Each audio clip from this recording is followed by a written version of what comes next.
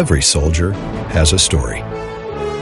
Few are as long, varied, and valorous as Melvin Henry Nesteby's. The retired 88-year-old Chief Warrant Officer bravely served his country during both World War II and Korea. I think there's 24 lines on a common notebook paper.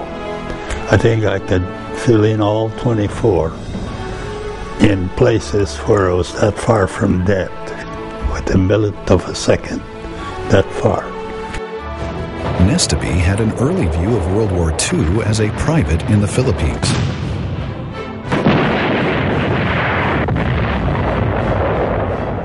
They bombed Pearl Harbor on the 7th, and they bombed Manila, where I was, on the 8th. They bombed us within 2 hours.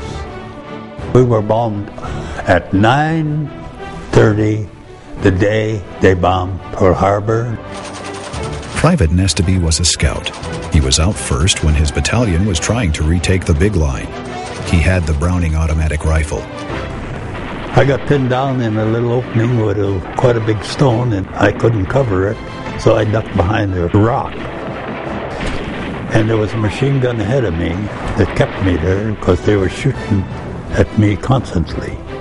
The bullets were going by. Them bullets going by your ear within a half inch or an inch sound like a mosquito. Well, I had many of those mosquitoes go by me that close, till two of my buddies worked around, come up behind that machine gun, and of course knocked them out. Then I got out of there. After 155 consecutive days of fierce fighting, the outgunned and outmanned U.S. troops eventually surrendered to the Japanese in April 1942. And they landed at Lingayen Gulf up north, estimated at as much as 100 of them to one of us. And we marched for 150 miles from Lingayen Gulf to Bataan. We put up resistance to every footed away, but we couldn't hold them. But we gave them a tough time, I'll guarantee you. After volunteering at the ripe old age of 20, Nesteby's 21st birthday was spent as a prisoner of war in Bilibid prison. He was a rare survivor of the Bataan Death March, referred to as the hike by survivors. The Japanese forced U.S. soldiers to march through malaria-infested scorching heat to the prisoner of war camp.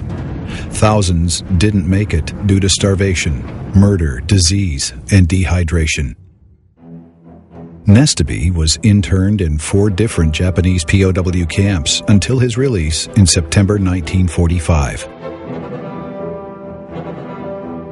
But fortunately, after about 6 months, I was shipped to Cabana de Juan up north. I was there 2 years. Every day I had to work on the farm. I had to use a hoe or a pickaxe or a rake every single day. Yep, but I survived. After serving over 20 years in the U.S. Army, Chief Warrant Officer Nesteby is retired, but hasn't lost his fervor for the Army or his nation. If called, he would join the fight tomorrow to ensure our nation's freedom. I was a soldier. I am a soldier. I will always be a soldier.